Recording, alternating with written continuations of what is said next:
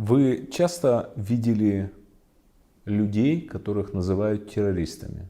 Видел некоторые, да. Ну, не часто, ты часто с ними не встречаешься, но, конечно, я видел. Чем они типажно, вот как типажи, отличаются от других? Ничем. Абсолютно ничем. Вы можете быть террористом. Любой человек может им оказаться. И ты никогда не можешь это предугадать. А человек, который тебе похож на террориста, да, какой-нибудь там злой чеченец, допустим, да, который вот в России был, и когда я был в этом антитеррористическом центре,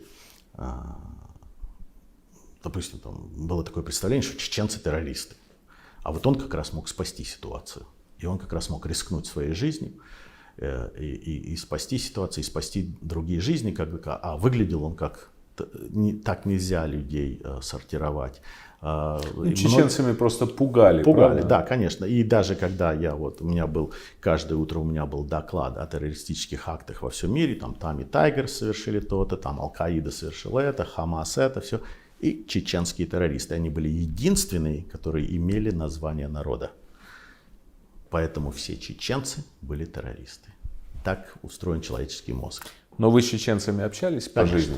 Конечно. Какие у вас впечатления остались? Ну, разные. Есть хорошие, есть плохие. Но в целом их культура мне нравится. Она военная. У них есть звание, у них есть уважение к старшему. Да, они знают свое место в этой структуре.